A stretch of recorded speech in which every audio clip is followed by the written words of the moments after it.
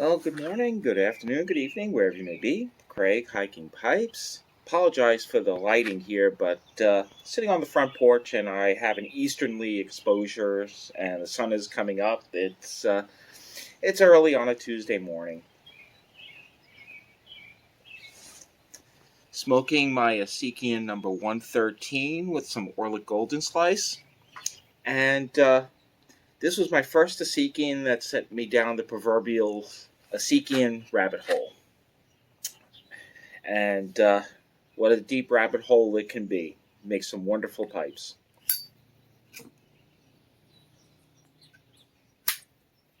So I'm just doing this quick VR over to Chad Yardism. And this is in response to, again, Chad poking us and asking us some very interesting questions.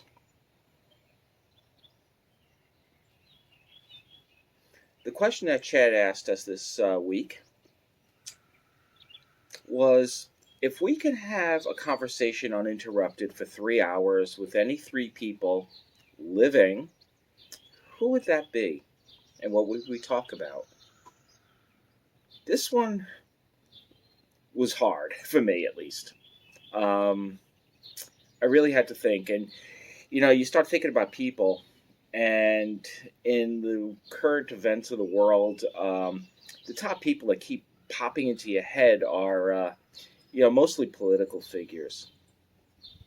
And I don't want to talk to any of those guys. I don't care if you're left, right, or center.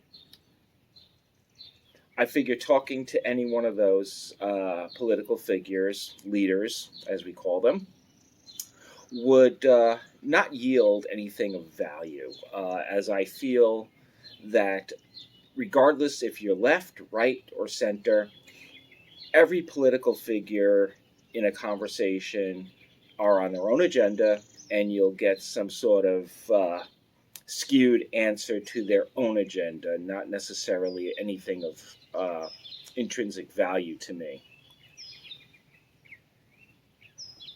So I really had to think, who would I want to speak with, and what would the value to myself be with that conversation? It's one of those things where I don't want to walk away and say, well, that's 3 hours of my life I'll never get back again.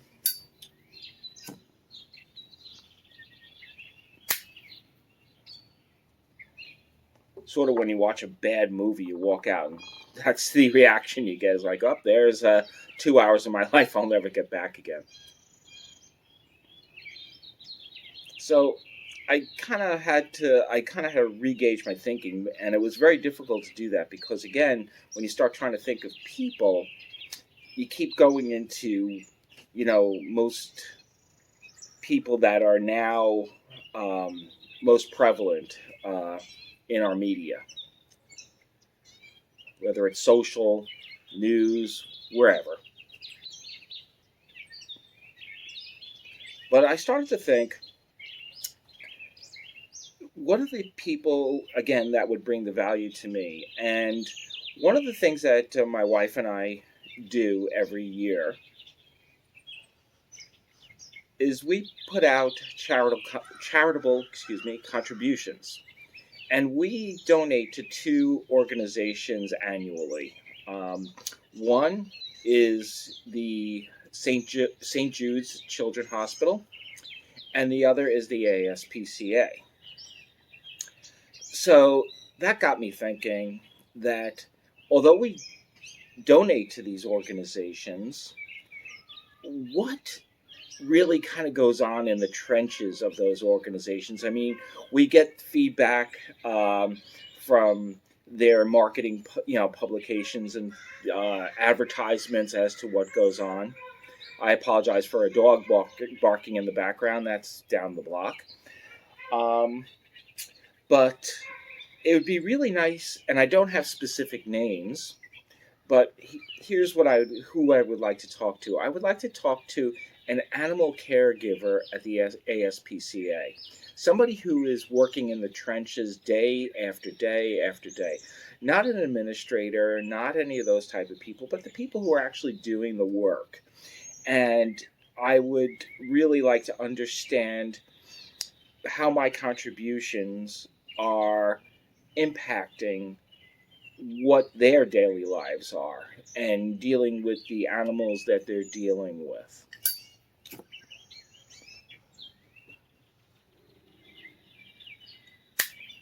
Sorry for all the relights. I just packed this bowl and I haven't got it well established yet.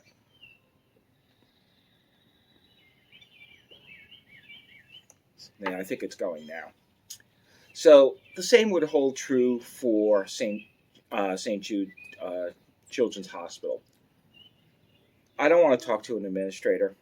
I want to talk to one of the head doctors and understand again, day to day, what do they do and how do the contributions that folks like myself, perhaps you guys, um, how do those contributions impact what they do and what do they do on a daily basis?